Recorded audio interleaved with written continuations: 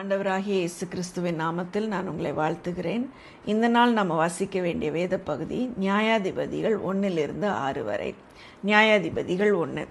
யோசுவா மரித்த பின் இஸ்ரவேல் புத்திரர் கர்த்தரை நோக்கி, கானானியரை எதிர்த்து யுத்தம் பண்ணும்படி எங்களில் யார் முதல் எழுந்து புறப்பட வேண்டும் என்று கேட்டார்கள். அதற்கு கர்த்தர், யூதா எழுந்து புறப்பட கடவன், இதோ அந்த தேசத்தை அவன் கையிலே ஒப்பு கொடுத்தேன் என்றார். அப்பொழுது யூதா தன் சகோதரனாகிய சிமியோனை நோக்கி, நான் கானானியரோட யுத்தம் பண்ண நீ என் சுதந்திர பங்கு வீதத்தில் என்னோட கூட எழுந்து வா, உன் சுதந்திர பங்கு வீதத்தில் நானும் உன்னோட கூட வருவேன் என்றான். அப்படியே சிமியோன் அவனோட கூட போனான். யூதா எழுந்து போன போது கர்த்தர் கானானியரையும் பெரிசியரையும் அவர்கள் கையிலே ஒப்பு கொடுத்தார். அவர்கள் பேசேக்கிலே 10,000 பேரை வெட்டினார்கள். பேசேக்கிலே அதோனி பேசேக்கை கண்டு அவனோடு யுத்தம் பண்ணி கானானியரையும் பெரிசியரையும் வெட்டினார்கள். அதோனி பேசேக் ஓடி போகையில் அவனை பின்தொடர்ந்து பிடித்து அவன் கை கால்களின் பிற விரல்களை தரித்து போட்டார்கள். அப்பொழுது அதோனி பேசேக், 70 ராஜாக்கள் கை கால்களின் பெருவிரல்கள் தரிக்கப்பட்டவர்களாய் என் மேஜையின் கீழ் விழுந்ததை பொறுக்கி தின்றார்கள். நான் எப்படி செய்தேனோ அப்படியே தேவன் எனக்கும் செய்து சரி கட்டினார் என்றான். அவனை எருசலேமுக்கு கொண்டு போனார்கள். அங்கே அவன் செத்து போனான். யூதாவின் புத்திரர் எருசலேமின் மேல் யுத்தம் பண்ணி அதை பிடித்து அதிலுள்ளவர்களை பட்டய கருக்கினால் வெட்டி பட்டணத்தை அக்கினிக்கு இரையாக்கி விட்டார்கள். பின்பு யூதாவின் புத்திரர் மலை தேசத்திலேயும் தெற்கேயும் பள்ளத்தாக்குகளிலேயும் குடியிருக்கிற கானானியரோடு யுத்தம் பண்ண புறப்பட்டு போனார்கள். அப்படியே யூதா கோத்திரத்தார் எப்பிரோனிலே குடியிருக்கிற கானானியருக்கு விரோதமாக போய் சேசாய், அஹிமான், தல்மாய் என்பவர்களை வெட்டி போட்டார்கள். முற்காலத்தில் எந்த எப்பிரோனுக்கு கீரியாத் அர்பா என்று பேர், அங்கே இருந்த தெபீரின் குடிகளுக்கு விரோதமாக போனார்கள். முற்காலத்தில் தெபீருக்கு கீரியாத் செப்பேர் என்று பேர். அப்பொழுது காலேப் கிரியாத் செப்பேரை சங்காரம் பண்ணி பிடிக்கிறவனுக்கு என் குமாரத்தியாகிய அக்சாலை விவாகம் பண்ணி கொடுப்பேன் என்றான். அப்பொழுது காலேபுடைய தம்பியாகிய கேனாசின் குமாரன் ஓத்னியேல் அதை பிடித்தான். ஆகையால் தன் குமாரத்தியாகிய அக்சாலை அவனுக்கு விவாகம் பண்ணி கொடுத்தான். அவள் புறப்படுகையில், என் தகப்பனிடத்தில் ஒரு வயல்வெளியை கேட்க வேண்டும் என்று அவனிடத்தில் உத்தரவு பெற்றுக்கொண்டு கழுதையின் மேலிருந்து இறங்கினாள். காலேப் அவளை நோக்கி, உனக்கு என்ன வேண்டும் என்றான். அப்பொழுது அவள், எனக்கு ஒரு ஆசீர்வாதம் தர வேண்டும், வறட்சியான நிலத்தை எனக்கு தந்தீர், நீர்ப்பாய்ச்சலான நிலங்களையும் எனக்கு தர வேண்டும் என்றாள். அப்பொழுது காலேப் மேற்புறத்திலும் கீழ்ப்புறத்திலும் அவளுக்கு நீர்ப்பாய்ச்சலான நிலங்களை கொடுத்தான். மோசேயின் மாமனாகிய கேனியனின் புத்திரரும் யூதாவின் புத்திரரோடே கூட பேரீச்ச மரங்களின் பட்டணத்திலிருந்து ஆராத்திற்கு தெற்கே இருக்கிற யூதாவின் வனாந்திரத்துக்கு வந்து ஜனங்களோட குடியேறினார்கள். யூதா தன் சகோதரனாகிய சிமியோனோடும் கூட போனான். அவர்கள் சேப்பாத்தில் குடியிருக்கிற கானானியரை முறியடித்து அதை சங்காரம் பண்ணி அந்த பட்டணத்திற்கு ஓர்மா என்று பெயரிட்டார்கள். யூதா காசாவையும் அதன் எல்லையையும், அஸ்கலோனையும் அதன் எல்லையையும், எக்ரோனையும் அதன் எல்லையையும் பிடித்தான். கர்த்தர் யூதாவோடே கூட இருந்ததினால் மலை தேசத்தாரை துரத்தி விட்டார்கள். பள்ளத்தாக்கின் குடிகளுக்கு இரும்பு ரதங்கள் இருந்தபடியினால் அவர்களை துரத்தக்கூடாமற் போயிற்று. மோசே சொன்னபடியே எப்பிரோனை காலேபுக்கு கொடுத்தார்கள். அவன் அதிலிருந்து ஏனாக்கின் 3 குமாரரையும் துரத்தி விட்டான். பென்யமீன் புத்திரர் எருசலேமிலே குடியிருந்த எபூசியரையும் துரத்தி விடவில்லை. ஆகையால் எபூசியர் இந்நாள் மட்டும் பென்யமீன் புத்திரரோடே கூட எருசலேமில் குடியிருக்கிறார்கள். யோசேப்பின் குடும்பத்தாரும் பெத்தேலுக்கு விரோதமாய் போனார்கள். கர்த்தர் அவர்களோட கூட இருந்தார். யோசேப்பின் புத்திரர் பெத்தேலை வேவு பார்க்க ஆட்களை அனுப்பினார்கள். முன்னே அந்த பட்டணத்திற்கு லூஸ் என்று பேர். அந்த வேவுக்காரர் பட்டணத்திலிருந்து புறப்பட்டு வருகிற ஒரு மனுஷனை கண்டு, பட்டணத்திற்குள் பிரவேசிக்கும் வழியை எங்களுக்கு காண்பி, உனக்கு தயை செய்வோம் என்றார்கள். அப்படியே பட்டணத்திற்குள் பிரவேசிக்கும் வழியை அவர்களுக்கு காண்பித்தான். அப்பொழுது அவர்கள் வந்து உள்ளவர்களை பட்டய கருக்கினால் வெட்டி அந்த மனுஷனையும் அவன் குடும்பத்தையும் விட்டுவிட்டார்கள். அப்பொழுது அந்த மனுஷன் ஏத்தியரின் தேசத்துக்கு போய் ஒரு பட்டணத்தை கட்டி அதற்கு லூஸ் என்று பெயரிட்டான். அதுதான் இந்நாள் மட்டும் அதன் பேர். மனாசே கோத்திரத்தார் பெத்செயோன் பட்டணத்தாரையும் அதற்கு அடுத்த ஊர்களின் மனுஷரையும், தானாக் பட்டணத்தாரையும் அதற்கு அடுத்த ஊர்களின் மனுஷரையும், தோரின் குடிகளையும் அதற்கு அடுத்த ஊர்களின் மனுஷரையும், இப்லேயாம் பட்டணத்தாரையும் அதற்கு அடுத்த ஊர்களின் மனுஷரையும், மெகிதோவின் குடிகளையும் அதற்கு அடுத்த ஊர்களின் மனுஷரையும் துரத்தி விடவில்லை. கானானியர் அந்த தேசத்திலே தானே குடியிருக்க வேண்டும் என்று இருந்தார்கள். இஸ்ரவேலர் பலத்த போது கானானியரை முற்றிலும் துரத்தி விடாமல் பகுதி கட்ட பண்ணினார்கள். எப்ராயிம் கோத்திரத்தார் கேசேரிலே குடியிருந்த கானானியரையும் துரத்தி விடவில்லை. ஆகையால் கானானியர் அவர்கள் நடுவே குடியிருந்தார்கள். செபுலோன் கோத்திரத்தார் கித்ரோனின் குடிகளையும் நகலோனின் குடிகளையும் துரத்தி விடவில்லை. ஆகையால் கானானியர் அவர்கள் நடுவே குடியிருந்து பகுதி கட்டுகிறவர்கள் ஆனார்கள். ஆசேர் கோத்திரத்தார் அக்கோவின் குடிகளையும் சீதோனின் குடிகளையும் அக்லாப், அக்சீப், எல்பா, ஆப்பிக், ரேகோப் பட்டணங்களின் குடிகளையும் துரத்தி விடவில்லை. ஆசேரியர் தேசத்தின் குடிகளாகிய கானானியரின் நடுவே குடியிருந்தார்கள். அவர்களை அவர்கள் துரத்தி விடவில்லை. நப்தலி கோத்திரத்தார் பெத்சிமேஷின் குடிகளையும் பெத்தானாத்தின் குடிகளையும் துரத்தி விடாமல் தேசத்தின் குடிகளாகிய கானானியரின் நடுவே குடியிருந்தார்கள். பெத்சிமேஷ், பெத்தானாத் பட்டணங்களின் குடிகள் அவர்களுக்கு பகுதி கட்டுகிறவர்கள் ஆனார்கள். எமோரியர் தான் புத்திரரை பள்ளத்தாக்கில் இறங்க ஒட்டாமல் மலை தேசத்திற்கு போகும்படி நெருக்கினார்கள். எமோரியர் ஏரேஸ் மலைகளிலும் ஆயலோனிலும் சால்பீமிலும் குடியிருக்க வேண்டும் என்று இருந்தார்கள். ஆனாலும் யோசேப்பின் குடும்பத்தாரின் கை பலத்தபடியினால் அவர்களுக்கு பகுதி கட்டுகிறவர்கள் ஆனார்கள். எமோரியரின் எல்லை அக்கராபீமுக்கு போகிற மேடு தொடங்கி அதற்கு அப்புறமும் போயிற்று. நியாயாதிபதிகள் 2ஆம் அதிகாரம். கர்த்தருடைய தூதனானவர் கில்காலிலிருந்து போகீமுக்கு வந்து, நான் உங்களை எகிப்திலிருந்து புறப்பட பண்ணி உங்கள் பிதாக்களுக்கு ஆணையிட்ட தேசத்தில் நான் உங்களை கொண்டு வந்து விட்டு உங்களோட பண்ணின என் உடன்படிக்கையை நான் ஒரு காலம் முறித்து போடுவதில்லை என்றும், நீங்கள் இந்த தேசத்தின் குடிகளோட உடன்படிக்கை பண்ணாமல் அவர்கள் பலிபீடங்களை இடித்து விட கடவீர்கள் என்று சொன்னேன். ஆனாலும் என் சொல்லை கேளாதே போனீர்கள். ஏன் இப்படி செய்தீர்கள்? ஆகையால் நான் அவர்களை உங்கள் முகத்திற்கு முன்பாக துரத்தவில்லை என்றேன். அவர்கள் உங்களை நெருக்குவார்கள், அவர்களுடைய தேவர்கள் உங்களுக்கு கண்ணி ஆவார்கள் என்றார். கர்த்தருடைய தூதனானவர் இந்த வார்த்தைகளை இஸ்ரவேல் புத்திரர் எல்லோரோடும் சொல்லுகையில் ஜனங்கள் உரத்த சத்தமிட்டு அழுதார்கள். அவ்விடத்திற்கு போகீம் என்று பெயரிட்டு அங்கே கர்த்தருக்கு பலியிட்டார்கள். யோசுவா இஸ்ரவேல் புத்திரராகிய ஜனங்களை அனுப்பிவிட்ட போது அவர்கள் தேசத்தை சுதந்தரித்து கொள்ள அவரவர் தங்கள் தங்கள் சுதந்திர வீதத்திற்கு போனார்கள். யோசுவாவின் சகல நாட்களிலும் கர்த்தர் இஸ்ரவேலுக்காக செய்த அவருடைய பெரிய கிரியைகளை எல்லாம் கண்டவர்களும் யோசுவாவுக்கு பின்பு உயிரோடு இருந்தவர்களுமாகிய மூப்பரின் சகல நாட்களிலும் ஜனங்கள் கர்த்தரை சேவித்தார்கள். நூனின் குமாரனாகிய யோசுவா என்னும் கர்த்தரின் ஊழியக்காரன் 110 வயதுள்ளவனாய் மரணமடைந்தான். அவனை எப்பிராயிமின் மலைதேச உள்ள காயாஸ் மலைக்கு வடக்கே இருக்கிற அவனுடைய சுதந்திரத்தின் எல்லையாகிய திம்னாத் ஏரேசிலே அடக்கம் பண்ணினார்கள். அக்காலத்தில் இருந்த அந்த சந்ததியார் எல்லாரும் தங்கள் பிதாக்களுடன் சேர்க்கப்பட்ட பின்பு கர்த்தரையும் அவர் இஸ்ரவேலுக்காக செய்த கிரியையையும் அறியாத வேறொரு சந்ததி அவர்களுக்கு பின் எழும்பிற்று.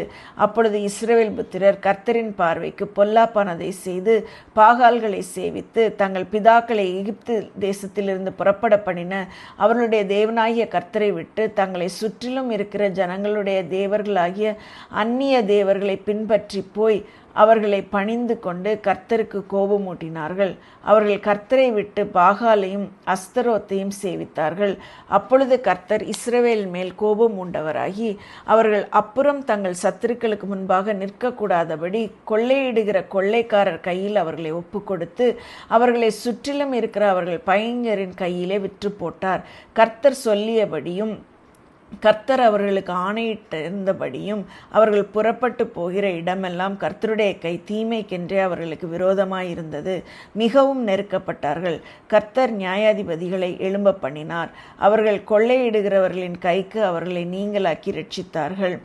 அவர்கள் தங்கள் நியாயாதிபதிகளின் சொல்லை கேளாமல் அந்நிய தேவர்களை பின்பற்றி சோரம் போய் அவைகளை பணிந்து கொண்டார்கள். தங்கள் பிதாக்கள் கர்த்தரின் கற்பனைகளுக்கு கீழ்ப்படிந்து நடந்த வழியை அவர்கள் சீக்கிரம் சீக்கிரமாய் விட்டு விலகி அவர்கள் செய்தபடி செய்யாமற் போனார்கள். கர்த்தர் அவர்களுக்கு நியாயாதிபதிகளை எழும்ப பண்ணுகிற போது கர்த்தர் நியாயாதிபதியோடே கூட இருந்து அந்த நியாயாதிபதியின் நாட்களிலெல்லாம் அவர்கள் சத்துருக்களின் கைக்கு அவர்களை நீங்களாக்கி ரட்சித்து வருவார்.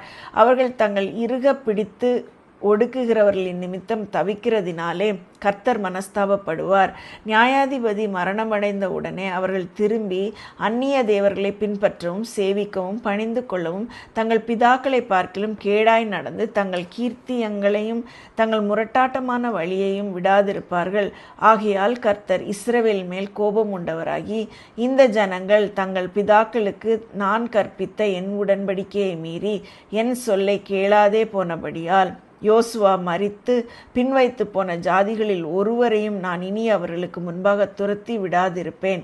அவர்கள் பிதாக்கள் கர்த்தரின் வழியை கவனித்தது போல அவர்கள் அதிலே நடக்கும்படிக்கு அதை கவனிப்பார்களோ இல்லையோ என்று அவர்களை கொண்டு இஸ்ரவேலை சோதிப்பதற்காக அப்படி செய்வேன் என்றார். அதற்காக கர்த்தர் அந்த ஜாதிகளை யோசுவாவின் கையில் ஒப்புக்கொடாமலும் அவைகளை சீக்கிரமாய் துரத்தி விடாமலும் விட்டு வைத்தார். நியாயாதிபதிகள் 3வது அதிகாரம்.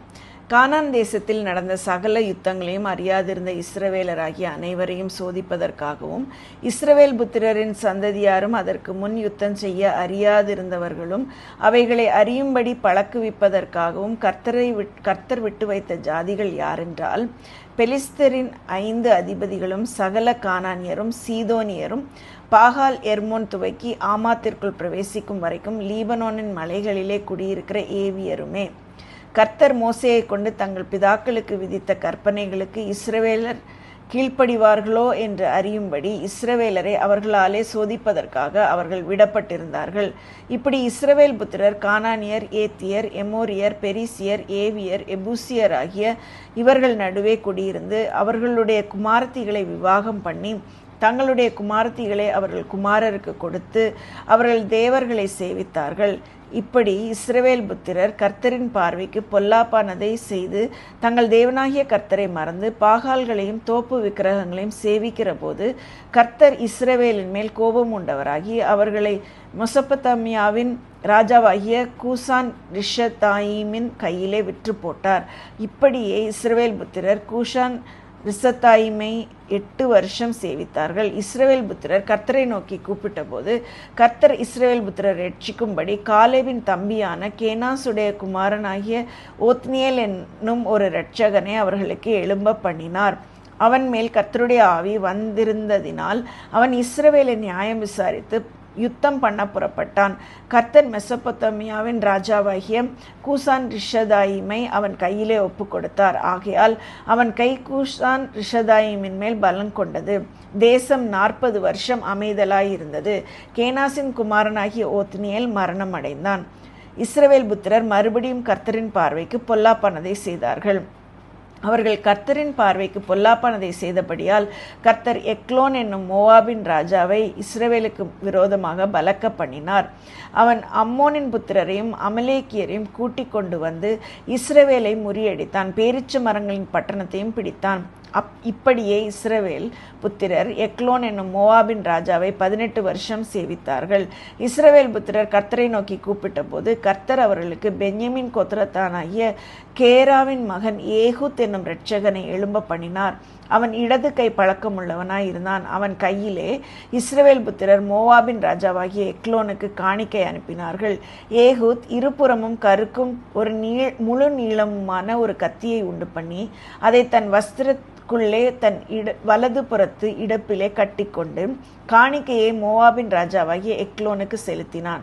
எக்லோன் மிகவும் ஸ்தூலித்த மனுஷனாயிருந்தான். அவன் காணிக்கையை செலுத்தி தீர்ந்த பின்பு காணிக்கையை சுமந்து வந்த ஜனங்களை அனுப்பிவிட்டான். அவனோ கில்காலில் உள்ள சிலைகள் இருக்கும் இடத்திற்கு திரும்பி வந்து, ராஜாவே, உம்மிடத்தில் சொல்ல வேண்டிய ரகசியமான ஒரு வார்த்தை உண்டு என்றான். அதற்கு அவன் பொறு என்றான். அப்பொழுது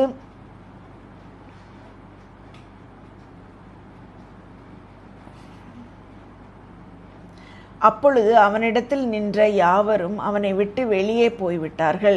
ஏகூத் அவன் கிட்டே போனான். அவனோ தனக்கு தனிப்புறம் இருந்த குளிர்ச்சியான அறை வீட்டில் உட்கார்ந்திருந்தான். அப்பொழுது ஏகூத், உம்மிடத்திலே சொல்ல வேண்டிய தேவ வாக்கு எனக்கு உண்டு என்றான். அவன் தன் ஆசனத்திலிருந்து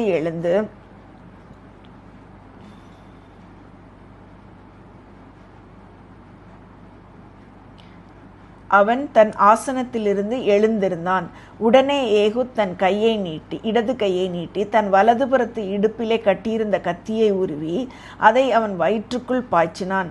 அலகோடே கூட கைப்பிடியும் உள்ளே புகுந்தது. அவனுடைய வயிற்றுக்குள்ளே போன கத்தியை இவன் இழுக்கக்கூடாதபடிக்கு நினம் அலகை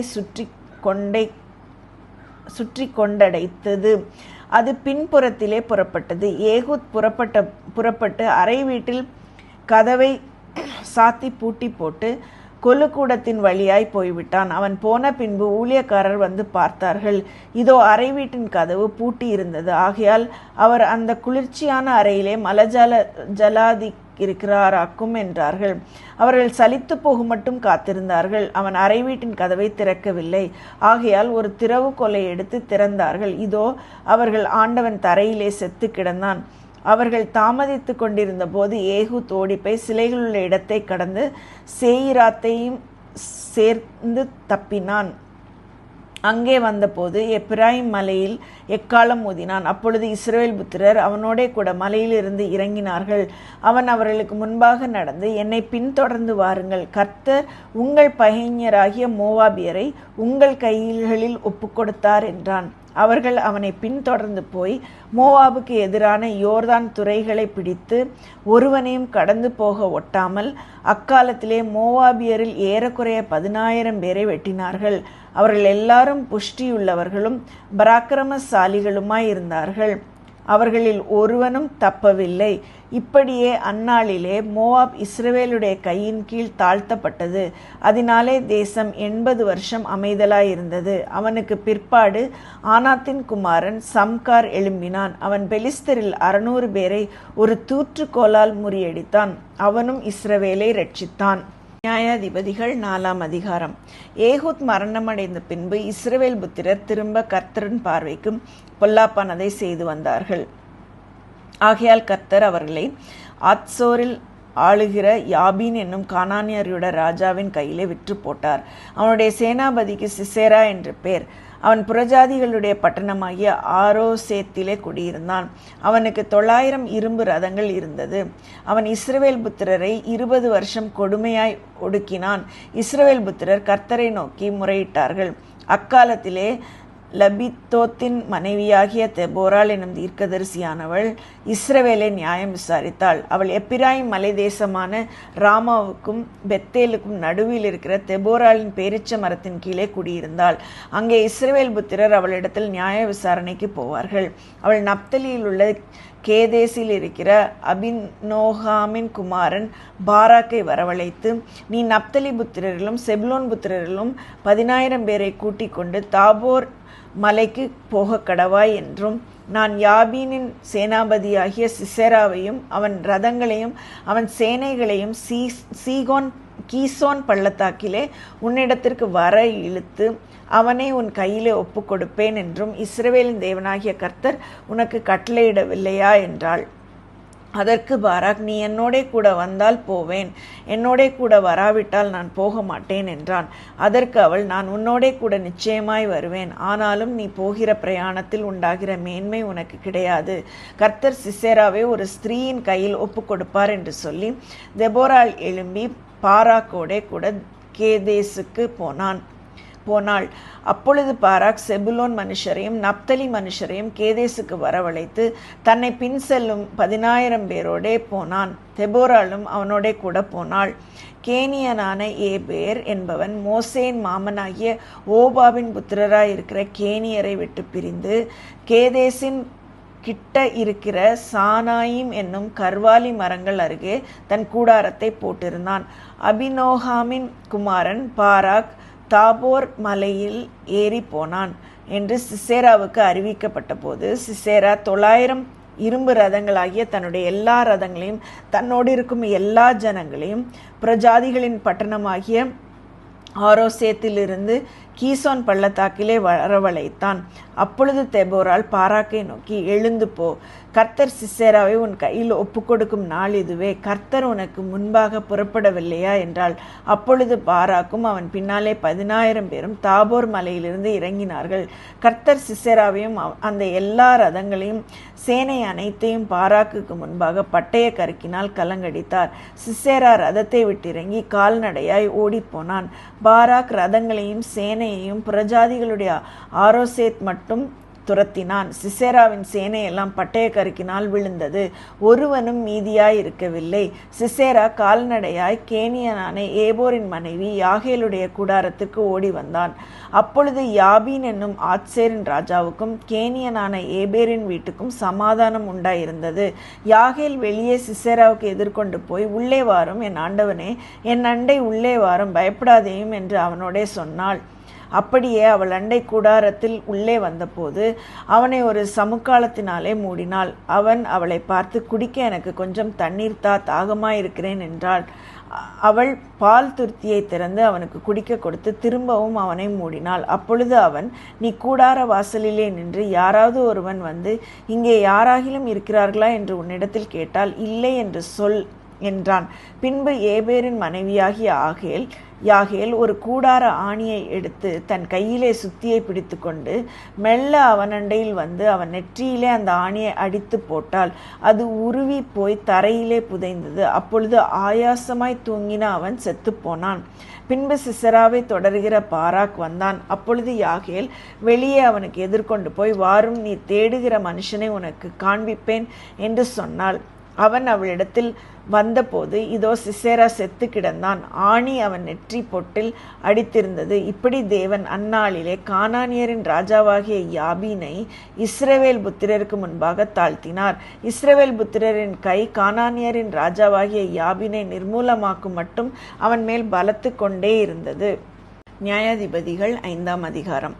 அந்நாளிலே தெபோராளும் அபினோகாமின் குமாரன் பாராக்கும் பாடினதாவது, கர்த்தர் இஸ்ரவேலுக்காக நீதியை சரிக்கட்டினது நிமித்தமும் ஜனங்கள் மனப்பூர்வமாய் தங்களை ஒப்பு கொடுத்தது நிமித்தமும் அவரை ஸ்தோத்திரியுங்கள். ராஜாக்களே கேளுங்கள், அதிபதிகளே செவி கொடுங்கள். நான் கர்த்தரை பாடி இஸ்ரவேலின் தேவனாகிய கர்த்தரை கீர்த்தனம் பண்ணுவேன். கர்த்தாவே, நீர் சேயீரிலிருந்து புறப்பட்டு ஏதோமின் வெளியிலிருந்து நடந்து வருகையில் பூமி அதிர்ந்தது, வானம் சொரிந்தது, மேகங்களும் தண்ணீராய் பொழிந்தது. கர்த்தருக்கு முன்பாக பர்வதங்கள் கரைந்தது, இஸ்ரவேலின் தேவனாகிய கர்த்தருக்கு முன்பாக சீனாயும் கரைந்தது. ஆனாத்தின் குமாரனாகிய சிம்காரின் நாட்களிலும் யாகேலின் நாட்களிலும் பெரும் பாதைகள் பாழாய் கிடந்தது, வழி நடக்கிறவர்கள் பக்க வழியாய் நடந்தார்கள். தெபோராளாகிய நான் எழும்பும் அளவும் இஸ்ரவேலிலே நான் தாயாக எழும்பும் அளவும் கிராமங்கள் பாழாய் போயின, இஸ்ரவேலின் கிராமங்கள் பாழாய் போயின. நூதன தேவர்களை தெரிந்து கொண்டார்கள். அப்பொழுது யுத்தம் வாசல் வரைக்கும் வந்தது. இஸ்ரவேலிலே 40,000 பேருக்குள்ளே கேடகமும் ஈட்டியும் காணப்பட்டதுண்டோ? ஜனங்களுக்குள்ளே தங்களை மனப்பூர்வமாய் ஒப்பு கொடுத்த இஸ்ரவேலின் அதிபதிகளை என் இருதயம் நாடுகிறது. கர்த்தரை ஸ்தோத்திரியுங்கள். வெள்ளை கழுதைகளின் மேல் ஏறுகிறவர்களே, நியாயஸ்தலத்தில் வீற்றிருக்கிறவர்களே, வழியில் நடக்கிறவர்களே, இதை பிரஸ்தாபியுங்கள். தண்ணீர் மொண்டு கொள்ளும் இடங்களில் வில்வீரரின் இரைச்சலுக்கு நீங்கினவர்கள் அங்கே கர்த்தரின் நீதி நியாயங்களையும் அவர் இஸ்ரவேலில் உள்ள தமது கிராமங்களுக்கு செய்த நீதி நியாயங்களையுமே பிரஸ்தாபப்படுத்துவார்கள். அது முதல் கர்த்தரின் ஜனங்கள் ஒலிமுக வாசல்களிலே போய் இறங்குவார்கள். விழி விழி தெபோராளே, விழி விழி, பாட்டுப்பாடு, பாராக்கே எழும்பு, அபினோகாமின் குமாரனே, உன்னை சிறையாக்கினவர்களை சிறையாக்கி கொண்டு போ. மீதியாயிருந்தவர்கள் ஜனத்தின் பிரபுக்களை ஆளும்படி செய்தார். கர்த்தர் எனக்கு பராக்கிரமசாலிகளின் மேல் ஆளுகை தந்தார். அமலேக்குக்கு விரோதமாக அவர்களுடைய வேர் எப்பிராயிமிலிருந்து துளிர்த்தது. உன் ஜனங்களுக்குள்ளே பென்யமீன் மனுஷர் உனக்கு பின் சென்றார்கள். மாகீரிலிருந்து அதிபதிகளும் செபுலோனிலிருந்து எழுதுகோலை பிடிக்கிறவர்களும் இறங்கி வந்தார்கள். இசக்காரின் பிரபுக்களும் தெபோராளோடே இருந்தார்கள். பாராக்கை போல இசக்கார் மனுஷரும் பள்ளத்தாக்கில் கால்நடையாய் அனுப்பப்பட்டு போனார்கள். ரூபனின் பிரிவினைகளால் உண்டான இருதயத்தின் நினைவுகள் மிகுதி. மந்தைகளின் சத்தத்தை கேட்க நீ தொழுவங்களின் நடுவே இருந்து விட்டதென்ன? ரூபனின் பிரிவினைகளால் மனோவிசாரங்கள் மிகுதி. கீலேயாத் மனுஷர் யோர்தானுக்கு அக்கறையிலே இருந்து விட்டார்கள். தான் மனுஷர் கப்பல்களில் தங்கி இருந்ததென்ன? ஆசேர் மனுஷர் கடற்கரையிலே தங்கி தங்கள் குடாக்களில் தாபரித்தார்கள். செபுலோனும் நப்தலியும் போர்க்களத்து முனையிலே தங்கள் உயிரை எண்ணாமல் மரணத்துக்கு துணிந்து நின்றார்கள். ராஜாக்கள் வந்து யுத்தம் பண்ணினார்கள். அப்பொழுது கானானியரின் ராஜாக்கள் மெகிதோவின் தண்ணீர் அருகான தானாக்கிலே யுத்தம் பண்ணினார்கள். அவர்களுக்கு திரவிய கொள்ளை கிடைக்கவில்லை. வானத்திலிருந்து யுத்தம் உண்டாயிற்று. நட்சத்திரங்கள் தங்கள் அயனங்களிலிருந்து சிசெராவோட யுத்தம் பண்ணின. கீசோன் நதி, பூர்வ நதியாகிய கீசோன் நதியே அவர்களை அடித்து கொண்டு போயிற்று. என் ஆத்துமாவே, நீ பலவான்களை மிதித்தாய். அப்பொழுது குதிரைகளின் குளம்புகள் பலவான்களின் பாய்ச்சலினாலேயே பிளந்து போயின. மேரேசையும் சபியுங்கள், அதன் குடிகளை சபிக்கவே சபியுங்கள் என்று கர்த்தருடைய தூதனானவர் சொல்லுகிறார். அவர்கள் கர்த்தர் பட்சத்தில் துணை நிற்க வரவில்லை. பராக்கிரமசாலிகளுக்கு விரோதமாய் அவர்கள் கர்த்தர் பட்சத்தில் துணை நிற்க வரவில்லையே. ஸ்திரீகளுக்குள்ளே கேனியனான ஏபேரின் மனைவியாகிய யாகேல் ஆசீர்வதிக்கப்பட்டவள். கூடாரத்தில் வாசமாயிருக்கிற ஸ்திரீகளுக்குள்ளே அவள் ஆசீர்வதிக்கப்பட்டவளே. தண்ணீரை கேட்டான், பாலை கொடுத்தாள். ராஜாக்களின் கிண்ணியிலே வெண்ணெயை கொண்டு வந்து கொடுத்தாள். தன் கையால் ஆணியையும் தன் வலது கையால் தொழிலாளரின் சுத்தியையும் பிடித்து சிசெராவை அடித்தாள். அவன் நெற்றியில் உருவ கடாவி அவன் தலையை உடைத்து போட்டாள். அவள் கால் அருகே அவன் மடங்கி விழுந்து கிடந்தான். அவன் எங்கே மடங்கி விழுந்தானோ அங்கே மடிந்து கிடந்தான். சிசெராவின் தாய் ஜன்னலில் நின்று பலகனி வழியாய் பார்த்து கொண்டிருந்து அவனுடைய ரதம் வராமல் பிந்தி போனதென்ன, அவனுடைய ரதங்களின் ஓட்டம் தாமதிக்கிறதென்ன என்று புலம்பினாள். அவளுடைய நாயகிகளில் புத்திசாலிகள் அவளுக்கு உத்தரவு சொன்னதுமின்றி அவள் தானும் தனக்கு மறுமொழியாக, அவர்கள் கொள்ளையை கண்டுபிடிக்கவில்லையோ, அதை பங்கிட வேண்டாமோ? ஆளுக்கு 2 பெண்களையும் சிசெராவுக்கு கொள்ளையிட்ட பலவர்ணமான ஆடைகளையும் கொள்ளையிட்ட பலவர்ணமான சித்திர தையலாடைகளையும் கொள்ளையிட்டவர்களின் கழுத்துக்கு இருபுறமும் பொருந்தும் சித்திர தையலுள்ள பலவர்ணமான ஆடையையும் கொடுக்க வேண்டாமோ என்றால், கர்த்தாவே, உம்மை பகைக்கிற யாவரும் இப்படியே அழிய கடவர்கள். அவரில் அன்பு கூறுகிறவர்களோ வல்லமையோടെ உதிக்கிற சூரியனைப் போல் இருக்க கடவர்கள் என்று பாடினார்கள். பின்பு தேசம் 40 வருஷம் அமைதலாயிருந்தது. நியாயாதிபதிகள் 6ஆம் அதிகாரம். பின்னும் இஸ்ரவேல் புத்திரர் கர்த்தரின் பார்வைக்கு பொல்லாப்பானதை செய்தார்கள். அப்பொழுது கர்த்தர் அவர்களை 7 வருஷம் மீதியானியரின் கையில் ஒப்புக் கொடுத்தார். மீதியானியரின் கை இஸ்ரவேல் மேல் பலத்து கொண்டபடியால் இஸ்ரவேல் புத்திரர் மீதியானியரின் நிமித்தம் தங்களுக்கு மலைகளில் உள்ள கெபிகளையும் குகைகளையும் அரணான ஸ்தலங்களையும் அடைக்கலங்களாக்கி கொண்டார்கள். இஸ்ரவேலர் விதை விதைத்திருக்கும் போது மீதியானியரும் அமலேக்கியரும் கிழக்கத்தி புத்திரரும் அவர்களுக்கு விரோதமாய் எழும்பி வந்து அவர்களுக்கு எதிரே பாளையம் இறங்கி காசாவின் எல்லை மட்டும் நிலத்தின் விளைச்சலை கெடுத்து இஸ்ரவேலிலே ஆகாரத்தையாகிலும் ஆடு மாடுகள் கழுதைகளையாகிலும் வைக்காதே போவார்கள். அவர்கள் தங்கள் மிருக ஜீவன்களோடும் தங்கள் கூடாரங்களோடும் வெட்டுக்கிளிகளைப் போல் திரளாய் வருவார்கள். அவர்களும் அவர்கள் ஒட்டகங்களும் எண்ணி முடியாததாய் இருக்கும். இந்த பிரகாரமாக தேசத்தை கெடுத்துவிட அதிலே வருவார்கள். இப்படி மீதியானியராலே இஸ்ரவேலர் மிகவும் சிறுமைப்பட்டார்கள். அப்பொழுது இஸ்ரவேல் புத்திரர் கர்த்தரை நோக்கி முறையிட்டார்கள். இஸ்ரவேல் புத்திரர் மீதியானியர் நிமித்தம் கர்த்தரை நோக்கி முறையிட்ட போது கர்த்தர் ஒரு தீர்க்கதரிசியை அவர்களிடத்திற்கு அனுப்பினார். அவன் அவர்களை நோக்கி, இஸ்ரவேலின் தேவனாகிய கர்த்தர் உரைக்கிறது என்னவென்றால், நான் உங்களை எகிப்திலிருந்து வரவும் அடிமைத்தன வீட்டிலிருந்து புறப்படவும் செய்து எகிப்தியர் கையினின்று உங்களை ஒடுக்கின யாவருடைய கையினின்றும் உங்களை ரட்சித்து அவர்களை உங்களுக்கு முன்பாக துரத்தி அவர்கள் தேசத்தை உங்களுக்கு கொடுத்து, நான் உங்கள் தேவனாகிய கர்த்தர் என்றும் நீங்கள் குடியிருக்கும் அவர்கள் தேசத்தில் உள்ள எமோரியருடைய தேவர்களுக்கு பயப்படாதிருங்கள் என்றும் உங்களுக்கு சொன்னேன். நீங்களோ என் சொல்லை கேளாதே போனீர்கள் என்கிறார் என்று சொன்னான். அதற்கு பின்பு கர்த்தருடைய தூதனானவர் வந்து அபியேஸ்ரியனான யோவாசின் ஊராகிய ஓப்ராவில் இருக்கும் ஒரு கர்வாலி மரத்தின் கீழ் உட்கார்ந்தார். அப்பொழுது அவனுடைய குமாரன் கிதியோன் கோதுமையை மீதியானியரின் கைக்கு தப்புவிக்கிறதற்காக ஆலைக்கு சமீபமாய் அதை போரடித்தான். கர்த்தருடைய தூதனானவர் அவனுக்கு தரிசனமாகி, பராக்கிரமசாலியே, கர்த்தர் உன்னோடே இருக்கிறார் என்றார்.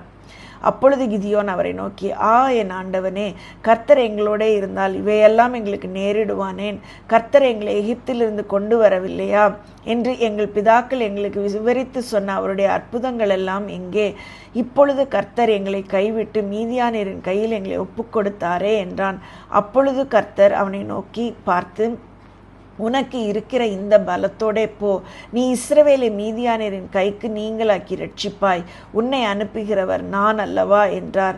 அதற்கு அவன், என் ஆண்டவரே, நான் இஸ்ரவேலை எதினாலே ரட்சிப்பேன்? இதோ மனாசேயில் என் குடும்பம் மிகவும் எளியது, என் தகப்பன் வீட்டில் நான் எல்லோரிலும் சிறியவன் என்றான். அதற்கு கர்த்தர், நான் உன்னோடே கூட இருப்பேன், ஒரே மனுஷனை முறியடிப்பது போல் நீ மீதியானியரை முறியடிப்பாய் என்றார். அப்பொழுது அவன், உம்முடைய கண்களில் இப்பொழுது எனக்கு தயை கிடைத்ததானால் என்னோட பேசுகிறவர் தேவரீர் தான் என்று எனக்கு ஒரு அடையாளத்தை காட்ட வேண்டும். நான் உம்மிடத்திற்கு என் காணிக்கையை கொண்டு வந்து உமக்கு முன்பாக வைக்கும் அளவும் இவ்விடம் விட்டு போகாதிருப்பீராக என்றான். அதற்கு அவர், நீ திரும்பி வரும் மட்டும் நான் இருப்பேன் என்றார்.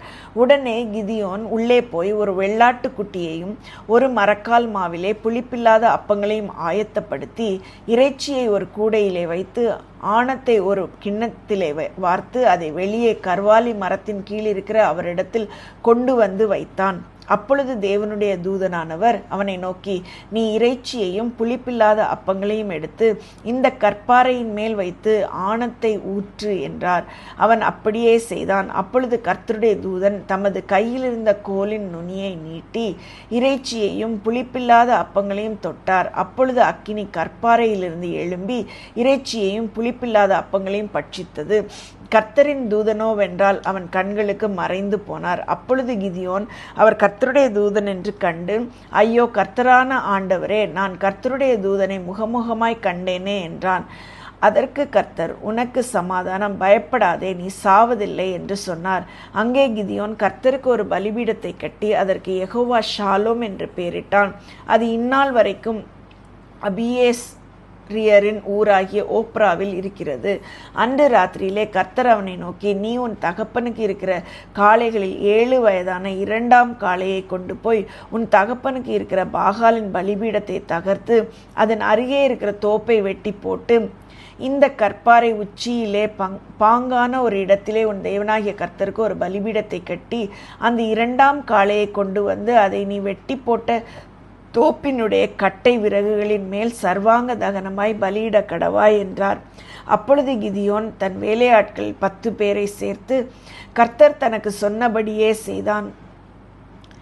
அவன் தன் தகப்பன் குடும்பத்தாருக்கு அந்த ஊர் மனுஷருக்கும் பயப்பட்டபடியினாலே அதை பகலிலே செய்யாமல் இரவிலே செய்தான்.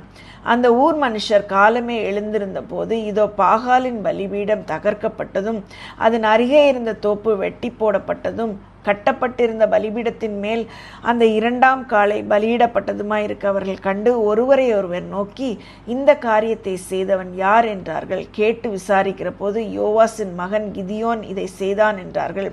அப்பொழுது ஊரார் யோவாசை நோக்கி, உன் மகனை வெளியே கொண்டு வா, அவன் பாகாலின் பலிபீடத்தை தகர்த்து அதன் அருகே இருந்த தோப்பை வெட்டி போட்டான், அவன் சாக வேண்டும் என்றார்கள். யோவாஸ் தனக்கு விரோதமாக நிற்கிற அனைவரையும் பார்த்து, நீங்களா பாகாலுக்காக வழக்காடுவீர்கள்?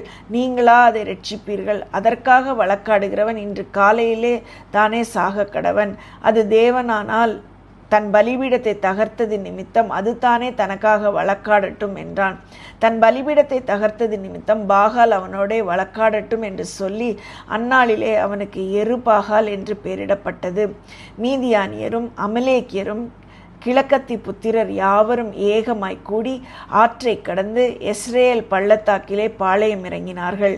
அப்பொழுது கர்த்தருடைய ஆவியானவர் கிதியோன் மேல் இறங்கினார். அவன் எக்காலம் ஊதி அபியேஸ்ரியரை கூப்பிட்டு தனக்கு பின் செல்லும்படி செய்து மனாசே நாடெங்கும் ஸ்தானாபதிகளை அனுப்பி அவர்களையும் கூப்பிட்டு தனக்கு பின் செல்லும்படி செய்து ஆசேர், செபுலோன், நப்தலி நாடுகளிலும் ஆட்களை அனுப்பினான். அவர்களும் அவனுக்கு எதிர்கொண்டு வந்தார்கள். அப்பொழுது கிதியோன் தேவனை நோக்கி, தேவரீர் சொன்னபடி என் கையினாலே இஸ்ரவேலை ரட்சிக்க வேண்டுமானால் இதோ நான் மயிருள்ள ஒரு தோலை களத்திலே போடுகிறேன்.